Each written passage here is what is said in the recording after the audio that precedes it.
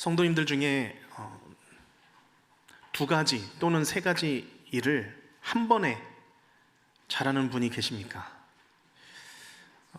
참 부럽습니다. 그런 분들. 다중작업, 멀티태스킹이라는 표현을 씁니다. 이 멀티태스킹이라는 단어가 옥스퍼드 영어 사전에 1966년에 등재가 되었다고 합니다.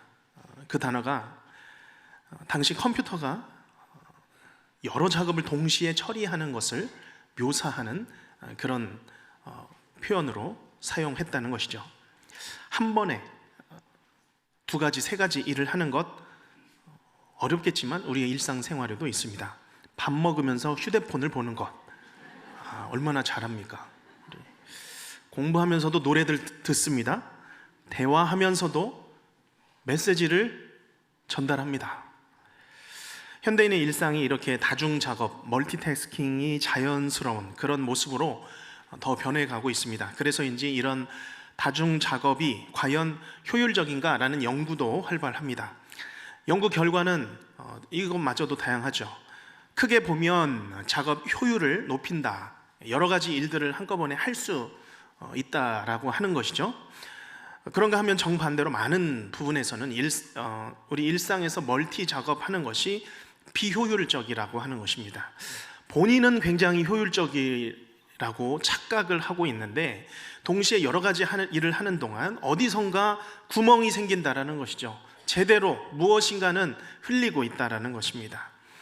그만큼 한 번에 여러 가지 일을 하는 것이 참 쉽지가 않습니다. 그나마 이것이 우리의 일상과 관계된 일이라면 그닥 큰 영향이 없을 것입니다. 그러나 만약 이것이 우리의 생명과 관련된 문제라면, 우리의 신앙과 직결된 문제라면 다를 것입니다. 오늘 예루살렘은 온 도시를 방어할 이 성전의 벽이 무너져서 반드시 세워야 할 시급한 상황에 있었습니다. 동시에 산발락과 도비아가 다른 세력과 힘을 합해서 예루살렘을 치러 온다는 소식을 들었죠.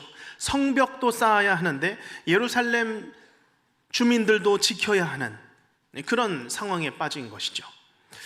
이 성벽 지금 올리지 않으면 마음 다 모아졌는데 언제 또 올리겠습니까? 그러나 또 언제든지 적이 공격해 올 수 있는 그런 위급한 상황이죠. 생명과 직결된 문제입니다. 이 문제를 좀 더 넓혀서 우리의 상황에 비추어 보겠습니다.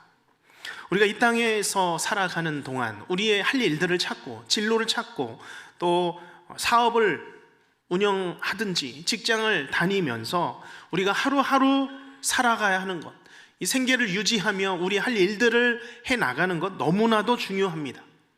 그런가 하면 마치 이스라엘 백성들이 예루살렘 성벽을 올리듯이 나의 신앙을 살피고 내가 영적으로 성장해 가는 일 역시 중요한 것입니다. 이 땅에서 주어진 일을 충실히 살아가는 것 중요한 것이고 또 영적인 성장도 힘을 쏟아야 하는 것이죠. 그러면 우리는 이 둘 중에 무엇을 선택해야 하는 것일까요? 살아가는 것을 집중하기 위해서 이 영적 장벽 쌓는 일을 포기해야 합니까? 아니면 이 영적 요새와 성장을 위해서 우리의 사는 것을 포기해야 합니까? 오늘 말씀에서 느헤미야와 백성들은 어느 문제에서도 물러설 수 없는 그런 상황에 직면했습니다. 그리고 그들은 가장 지혜로운 길을 선택합니다. 말하기는 오늘 이 말씀 안으로 우리가 함께 들어가서 느헤미야와 백성이 되어보기를 바랍니다. 어떤 판단과 또 어떤 지혜로 그들이 살아갈 길을 선택을 하는지 오늘 이 말씀을 통하여서 하나님의 지혜를 얻음으로 이 시대의 참된 성도로, 참된 지혜 있는 성도로 살아가시기를 주님의 이름으로 축원합니다. 지난 시간 이 느헤미야는 이 산발락과 도비야 그리고 수많은 대적들의 공격 계획을 들었죠. 그러나 그는 하나님을 기억하고 하나님께 기도함으로, 즉시로 기도함으로 나아갔습니다. 하나님, 그들의 업신여김과 이 모욕함을 하나님 돌아보아 주시옵소서, 갚아 주시옵소서. 그리고 그들은 다시 마음을 모아서 마음을 들여 이 성벽을 건축하고 또한 예루살렘을 지켜 나갔습니다. 이전 말씀 9절 말씀을 보면 중반에 파수꾼을 두어 주야로 방비했습니다. 13절에 성벽 뒤에 낮고 넓은 곳에 칼과 창과 활을 가지고 서 있게 했습니다. 지키기 시작한 것이죠.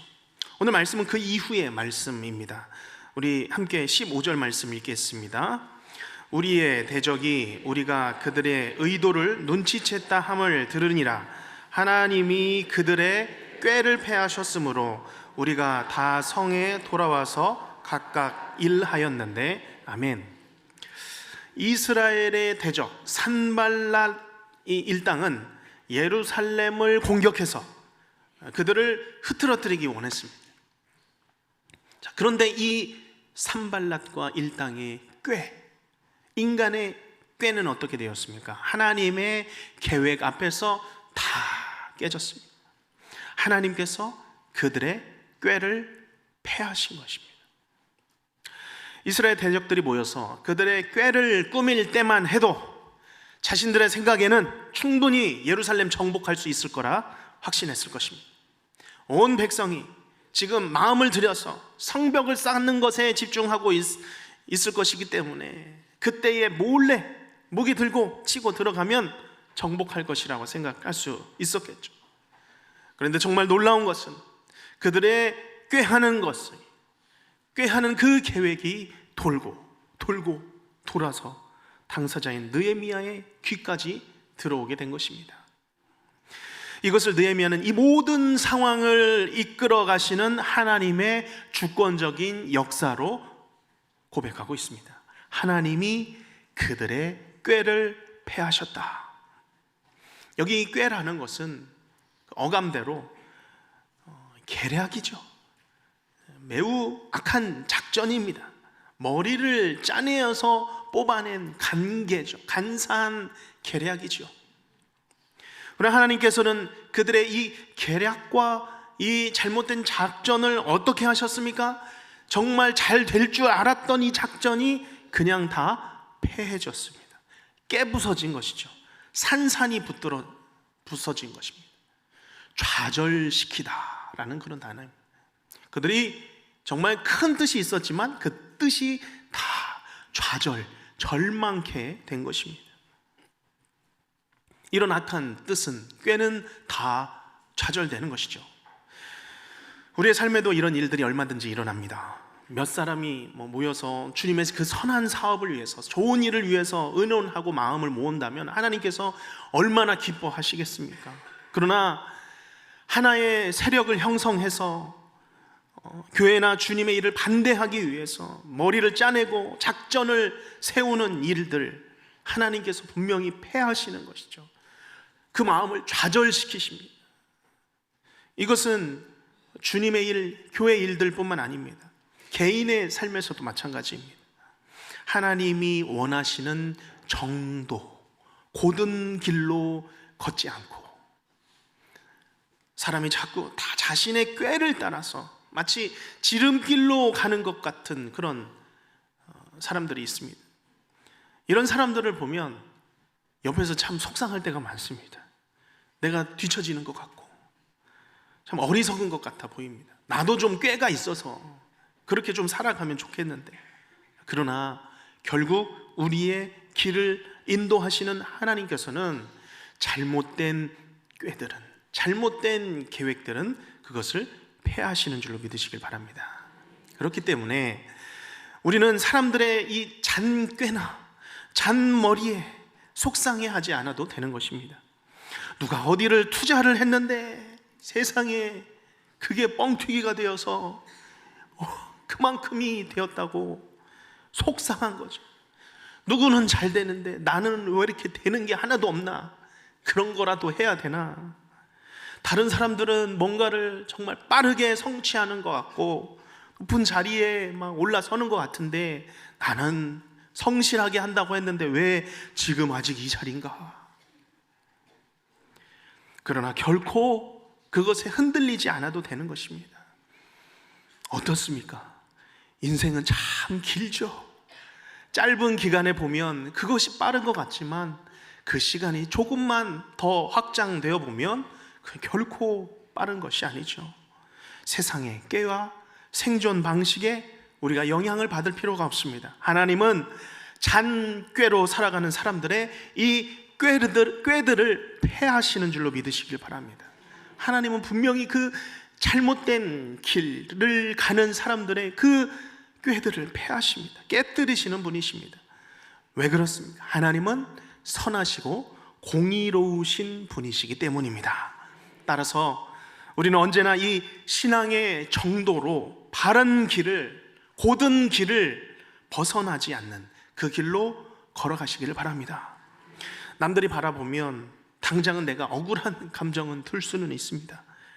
나 이렇게 열심히 살고 있는데 잘 되지 않는 것 같아 보일 수 있습니다. 순간적으로 드는 것이죠. 그러나 그럼에도 늘 먼저 하나님께 기도하시길 바랍니다. 주님, 내가 지금 선하신 하나님의 손 아래 있음을 확신하게 하여 주시옵소서. 주께서 내 삶을 설계하지 않으셨습니까? 주께서 나의 걸음을 정하지 않으셨습니까? 하나님, 그 걸음대로 오늘도 인도하고 있는 줄로 믿습니다. 그 길을 걷게 하여 주시옵소서. 확신하며 오늘을 걸어가시기를 간절히 바랍니다. 이제 대적들의 꾀가 다 산산조각이 났습니다.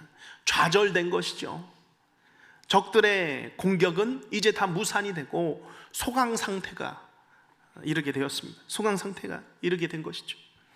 자, 그러면 이제 아마도 예루살렘 공동체가 여러 의견들을 낼 수 있겠죠. 느헤미야요, 이제 적들은 한풀 꺾였습니다. 우리 이제 좀 쉽시다. 고기 좀 먹읍시다. 좀 쉬면서 우리의 체력을 좀 채워 갑시다.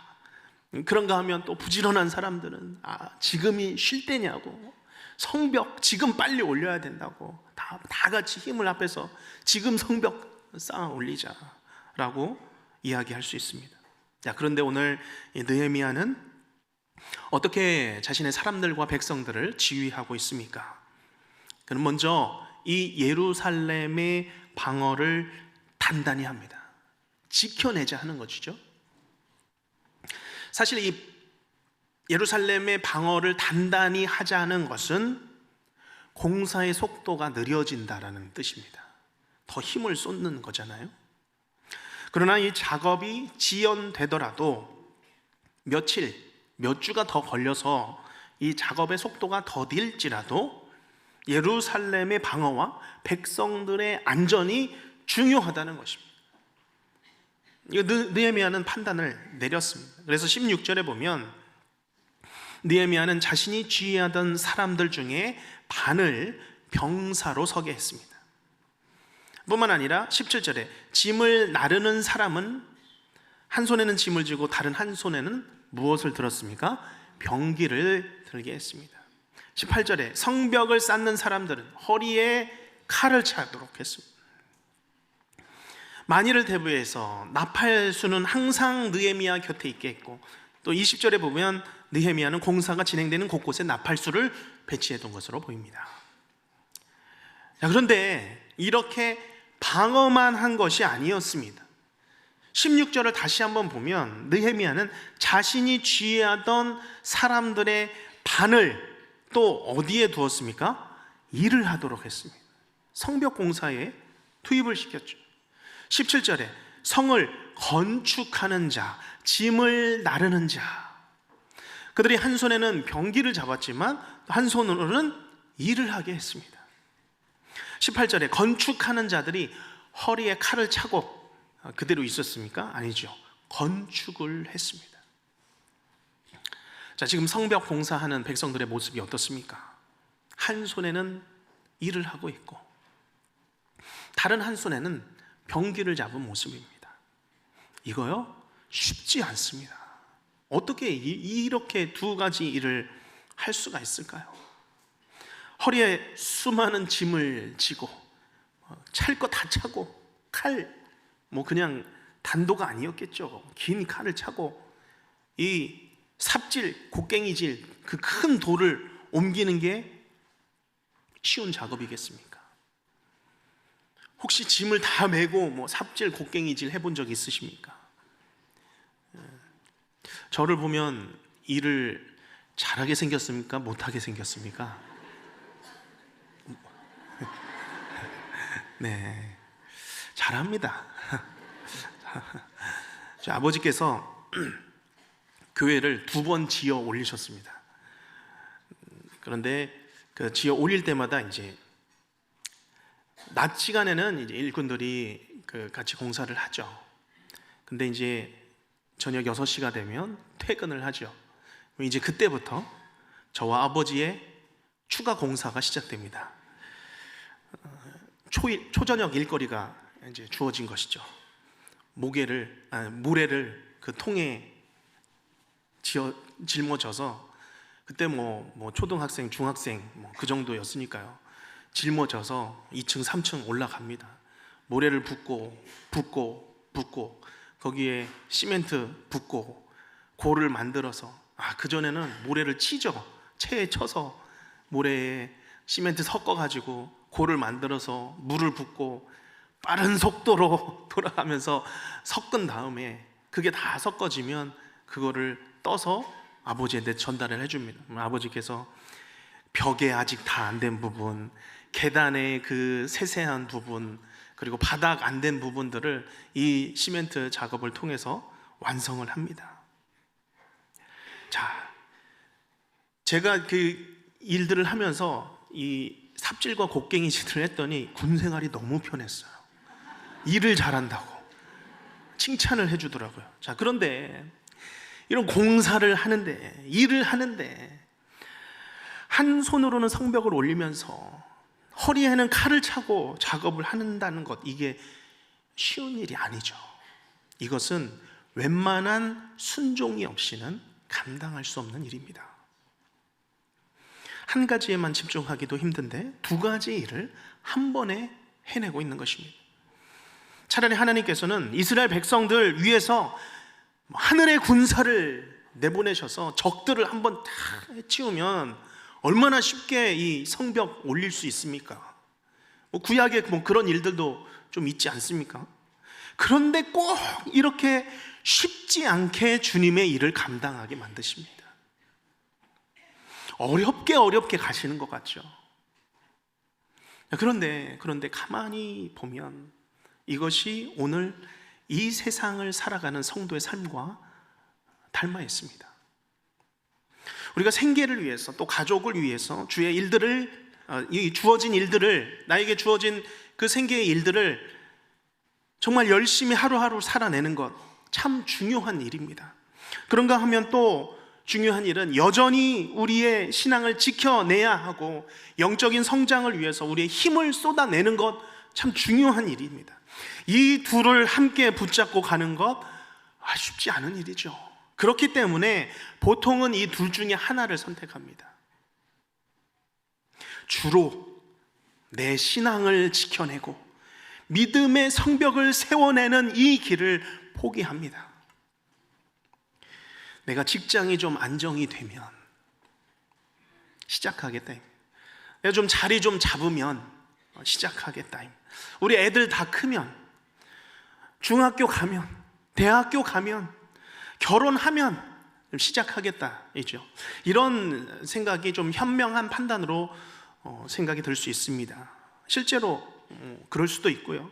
그러나 내 직장이 안정되는 동안, 아이들의 학년이 올라가고 대학하고 결혼하는 동안 나의 신앙은 아예 재건할 수 없는 상태에 이를 수 있다는 것입니다. 한번 놓아버리는 이 신앙은 걷잡을 수가 없어서 다시 돌아가기 어려운 그런 상태가 되고 마는 것입니다. 뿐만 아닙니다. 그 신앙은 내 자녀들이 다 보고 있습니다. 다 보고 배우는 것이죠. 자녀들은 대학 들어갈 때까지, 내가 내 직장 잡을 때까지, 결혼할 때까지, 결혼해서 우리 아이들 좀 클 때까지 내 성취와 내 성공, 내 목표를 위해서 달려갑니다. 그러나 내 신앙의 이 성벽은 그야말로 그냥 한때는 왕성했던 무너진 돌무더기처럼 여기저기 그냥 흩어져서 저 그냥 주일학교 다녔었어요, 그때는 열심히 다녔었어요 라는 그런 말만 입에 붙고 살아가는 것이죠. 그렇기에 이 땅에서 주어진 일을 충실히 살아내는 것도 중요한 일이지만 그만큼 그보다 더 이 영적 성장을 위하여서 우리는 힘을 더 쏟아야 합니다. 우리는 이 땅을 살아가는 일과 우리의 영적인 이 성장을 위해서 장벽을 세우는 일을 결코 포기해서는 안 됩니다. 우리가 무엇보다 일생 동안 쉬지 않고 더 우리 살아내는 일은 얼마든지 잘 할 수 있잖아요. 그러나 이 믿음의 성벽을 세우는 일에 힘쓰시기를 주님의 이름으로 권면합니다. 이 세상은 산발락과 도비아의 세상입니다. 아라비아 사람들의 세상이며 암몬 사람들 그 계략과 그 꾀가 가득한 세상입니다. 성도는 이 세상을 살면서 이 세상에 속해 있으면서도 이 세상에 물들지 않고 이 세대를 본받지 말아야 합니다. 오직 마음을 새롭게 하고 변화를 받아야 합니다. 하나님의 선하시고 기뻐하시고 온전하신 뜻이 무엇인지 분별하며 우리의 믿음의 장벽을 세워야 합니다. 우리가 이 땅에 사는 동안 한 손이 생계를 위한 손이라면 다른 한 손은 내 신앙을 지켜가며 믿음의 성벽을 세워가시는 우리 모든 성도님들이 되시기를 주님의 이름으로 축복합니다. 이제 느헤미야는 이 성벽 재건의 속도가 줄어들매도 불구하고 다소 지연됨에도 불구하고 재건하는 것 그리고 방어하는 것 함께 일들을 하며 나아갔습니다. 사실 진짜 열심히 한 것이죠. 물론 5장으로 넘어가면 이제 백성들의 원망이 또 새어나오기 시작합니다. 그러나 지금 이 순간 이 상태로만 보면 이 백성들은 각각 자기의 자리에서 너무 맡은 일을 열심히 하고 있는 것입니다. 21절 말씀 한번 읽어보겠습니다. 우리가 이같이 공사하는데 무리의 절반은 동틀 때부터 별이 나기까지 창을 잡았으며, 아멘. 동이 틀 때부터 별이 뜰 때까지 창을 잡고 자신의 일을 한 것이죠. 22절 말씀에 보면 백성들과 종들에게 공사하게 하고 일을 하게 하고 예루살렘 안에서 잘 것을 명합니다. 얼마나 열심히 했습니까? 23절에서는 다 자신이 입고 있던 옷을 벗지 않고 물 길러 갈 때에도 각각 병기를 잡았다. 정말 최선을 다해서 살아가고 있는 것입니다. 하나님께서 이 마음을 모아주시면 주님의 일을 이렇게 한 마음으로 재미있게 나아갈 때가 있는 것입니다. 모여서 날밤을 새도 재미가 있습니다. 몸이 피곤해도 마음이 즐겁습니다. 어떻게 하면 주의 일을 더 잘할 수 있을까? 의미 있게 할 수 있을까? 고민하며 기도하며 내 몸과 힘과 온 정성을 다 쏟아서 하는 것이 이 즐거운 주님의 일이 되는 것이죠. 바라기는 이 모습이 우리의 교회의 모습이 되기를 주님의 이름으로 축복합니다. 하나님께서 부어주시는 이 거대한 은혜의 흐름에, 성령의 흐름에 함께 들어오셔서 우리의 마음과 힘을 쏟아 부으시는 성도님들이 되시기를 바랍니다. 자, 그런데 마지막으로 오늘 느헤미야 백성들이 그렇게 재미있게 성벽 재건과 또한 방어를 해낼 수 있는 힘이 되는 말씀, 근거가 되는 말씀이 있습니다. 우리 20절 말씀 함께 읽겠습니다. 너희는 어디서든지 나팔 소리를 듣거든 그리로 모여서 우리에게로 나오라. 우리 하나님이 우리를 위하여 싸우시리라 하였느니라. 아멘. 어떤 신앙을 가지고 그들이 성벽을 올리고 또한 방어를 했습니까? 하나님이 우리를 위하여 싸우시리라. 하나님이 우리 편이다. 이 고백이 오늘 이 예배를 통해서 나에게 주시는 하나님의 말씀으로 받으시기를 간절히 바랍니다. 하나님은 누구의 편이십니까? 내 편이십니다. 우리 편이십니다. 함께 고백하겠습니다. 하나님은 내 편입니다. 내 편입니다. 우리가 남의 편을 뭐라고 하죠? 상대편이라고 합니다. 우리 남편분과의 관계를 회복하시길 바랍니다. 네. 시편 118편 6절 말씀, 우리 118편 6절 말 자막을 통해서 우리 같이 읽겠습니다. 여호와는 내 편이시라. 내가 두려워하지 아니하리니 사람이 내게 어찌할까. 아멘. 하나님이 내 편이십니다. 하나님이 내 편이시면 사람이 내게 어찌하든, 사람이 어떤 말을 하든, 사람이 어떤 꾀를 가지고 나를 향해서 공격하든 나는 염려가 없습니다. 걱정이 없습니다. 오늘 주님만 내 편이시면 우리는 내게 주어진 삶을 살아갈 수 있음을 믿습니다. 이겨낼 수 있습니다. 주의 일을 해도 내가 먹고 살아갈 수 있도록 내 편이 되시는 하나님 채워주시고 공급해 주십니다.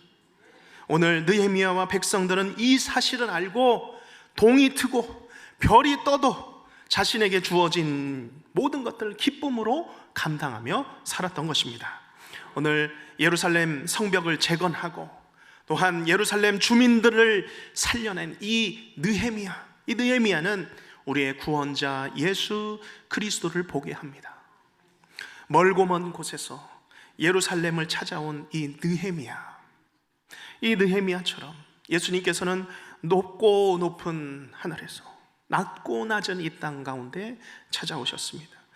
대적들과 싸우고 성벽을 재건함으로 자신의 사랑하는 백성들을 지켜냈던 이 느헤미야와 같이 우리 예수님께서는 우리를 사랑하셔서 십자가에 죽으시고 부활하셨습니다. 죄와 싸워 이기시고 나를 사망으로부터 내 영혼을 구원해 주셨습니다. 그래서 우리는 고백하는 것이죠. 주 하나님 독생자 예수 날 위하여 이 땅에 오시었네. 내 모든 죄 사하시고 죽음에서 부활하신 나의 구세주, 살아계신 주, 나의 참된 소망. 이제 걱정 근심 전혀 없네. 두려움이 사라지네.